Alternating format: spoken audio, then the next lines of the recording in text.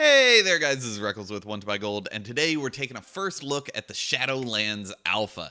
And the first big overview thing is immersion. They nailed immersion in this place. It's so beautiful. My hat's off to all the environment and zone artists. Just made this place come to life. We can only go to Bastion right now, and we're limited from level 50 to 53. But from what I see, it's crazy. Like, I logged in to get like 5-10 minutes of footage, and I looked up at the clock and it was 6 hours later. So like, that's what you have to look forward to. The game feels alive and it's beautiful.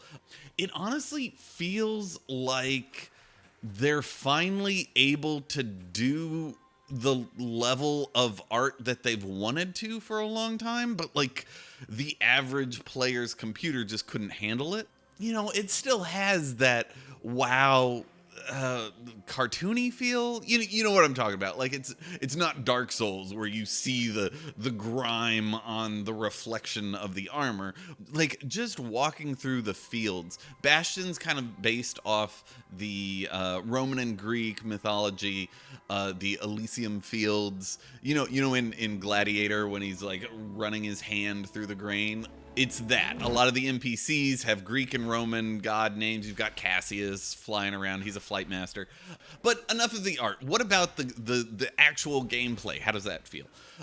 So the first character I rolled was a boomkin. I wanted to test out professions, and I wanted to start with mining and herbalism. None of the profession stuff's in the game, but I'm still going to go through what we know in future videos. I have a lot of experience on a boomkin. I'm not a boomkin main. I'm not exceptional at them, but I have like 20 max level boomkins. So like I know what the spells do.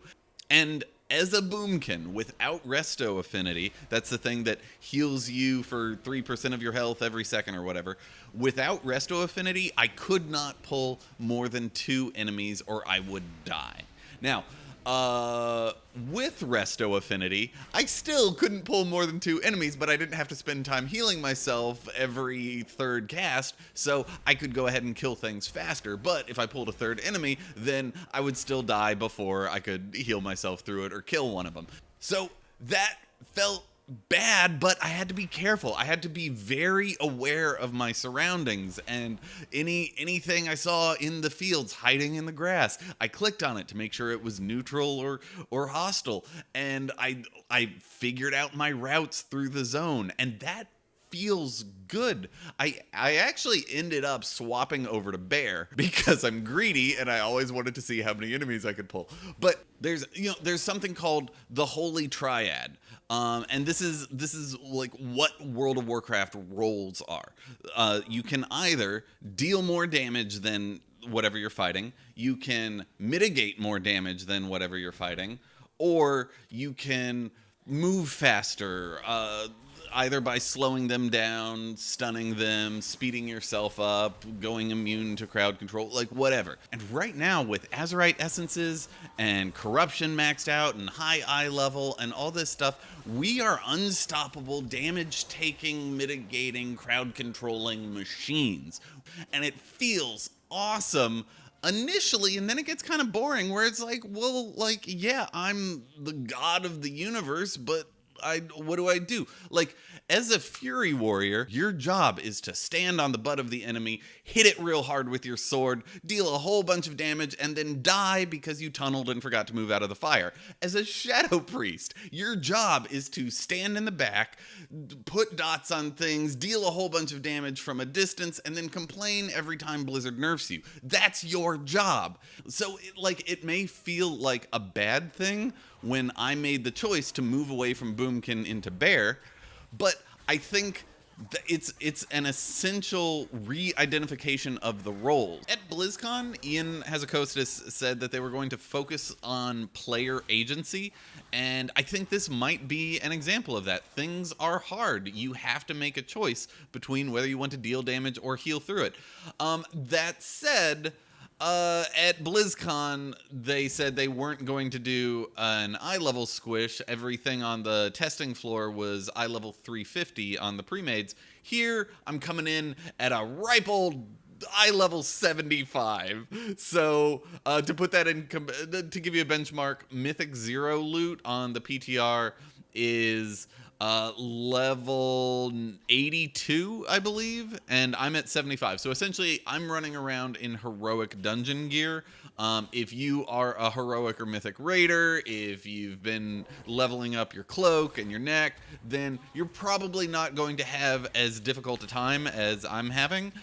But I don't know.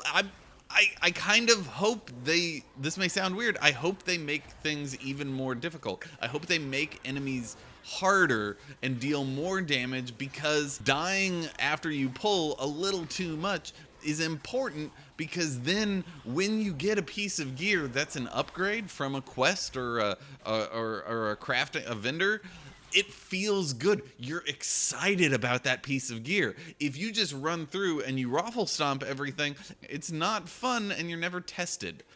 Blizzard, if you're listening, make your game harder. Hurt me, kill me, Blizzard. Come on, stop trying to hit me and hit me. Okay, enough of class, enough of art. Let's get into some spoilery territory. Like, so for the rest of this, I'm going to be talking about systems and a couple storyline points. So if you don't want I'm not going to do, like, there's no big spoilers. It's the first zone of the game, but you're warned. So while y'all are thinking about that, I just found out that YouTube rolled out a Teespring integration. So they make it super simple to have Want to Buy Gold merch. Officially, y'all have been asking for a Transmog Doesn't Sell shirt ever since the Transmog Top 10. So it is officially available. Get yours today. Link should be down in the description. Thank you for supporting the channel. I hope you enjoy. Send me, if you get a shirt, send me a picture on Twitter. I want to see it. All right, let's get back to the video. So initially, I thought you could choose your covenant and, like, right off the bat, you chose which zone you went into. But no.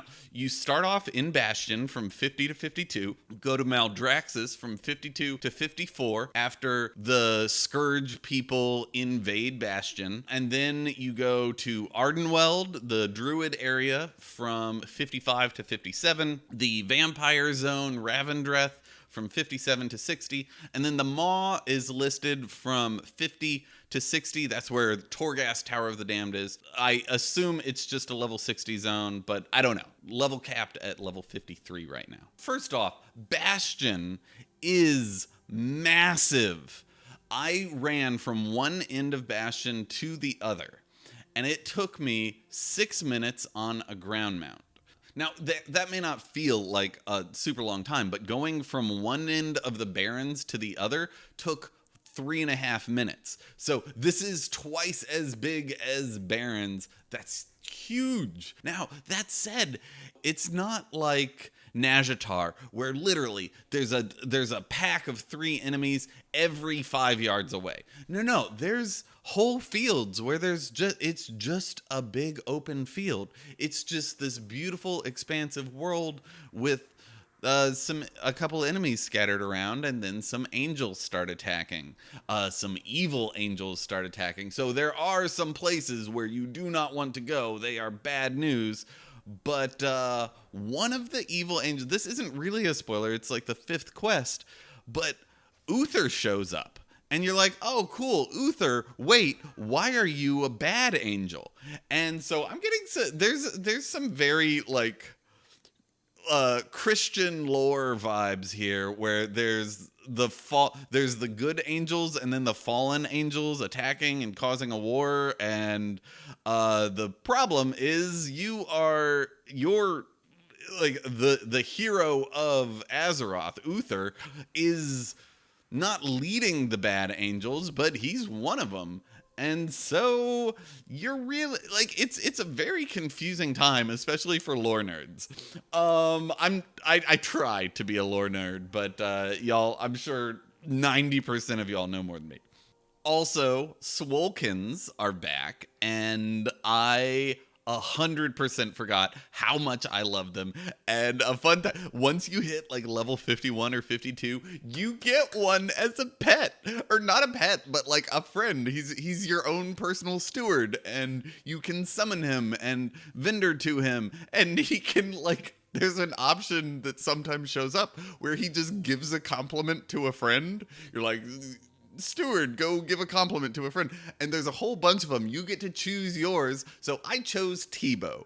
He has the best name. He is the best boy, and he is my buddy. And I will, on all of my characters, choose Tebow because he is the best. So one of the things that I ran across that I haven't really heard anything about yet is Cass, and he is the Soul Warden. And this appears to be one of the core systems of the game. As you can see, it's not implemented yet, but we've got 4 different currencies: Covenant Anima, which is just a placeholder right now; Stygia, the byproduct of the violent destruction of the soul within the maw; we've got Soul Ash, powers the pyres of creation; and a freed soul. With enough freed souls, you may be able to advance aspects of your Covenant Sanctum. So I don't know where you get these from. I'm sorry. I have done as much of the zone as we can, and I've read everything I've found on Wowhead. But just to get a general idea of this, we've got expanding potential. This is your reservoir upgrades, and they cost gold. You've got so I think that's this. You deposit souls in here, and the first thing allows you to expand how many you can carry. You've got your transport network, which adds 3 tiers of the Bastion travel network, and they have increasing research times. You've got Anima Diversion, which also has 3 tiers: Flowing Tendrils, Streaming Threads, and Flowing Power. You've got Adventurer upgrades, so these will probably help you out and about while doing world quests. And then you've got the Path of Ascension, which Sparring Buddy, Proving Time, Fighting Talk, Blessed Champion, and Ascended Warrior. So maybe these will affect, you get a special ability right at the start that works. It's a buff. So I'm guessing this buffs your ability, or I don't know. And then you've got Foundations, which is nothing. So this is kind of a lot of the alpha is beautiful, and I love showing it off. But then a lot of it is things like that where it's like, oh, this is just clearly not done yet. It kind of reminds me of the artifact upgrades that you keep putting time and resources into leveling up your artifact upgrades. So obviously we don't know much about this because it's not done. But my thinking is that in Legion we had artifact power, and then they removed the artifacts because they were broken, and they gave us Azerite power. So sticking with the AP, none of the add-on makers had to change their acronyms. And then they swapped from that. In BFA, they said no more artifact power, no more Azerite power. Instead, we're going to give you Anima. But you use that Anima to level up not a personal thing you own, but your abilities in the world, and your travel networks, and the power to do quests. So yeah, we have Anima power. That's what I'm saying. Like, yeah, it's not necessarily Anima power, but it exists, and it's interesting so far. We'll see where that leads us. So I don't want to talk forever about things that I don't know, but just like my final takeaway, it's a glorious, beautiful zone. I absolutely love flying around in it and showing it off.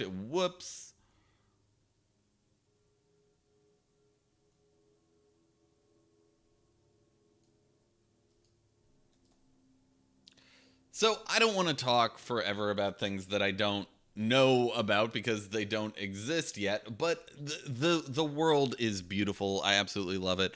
And there's a whole bunch of even background things that you kind of take for granted once you play in the game for 10 minutes. Like this quest marker right here shows me the distance to the quest I'm at. It's 200 yards away. By the way, this right here is 200 yards. This zone is huge, and look how big. Look how, like, there's 5. Oh my god, this place is massive. And there's, like, I can put little pins on the map, kind of like TomTom.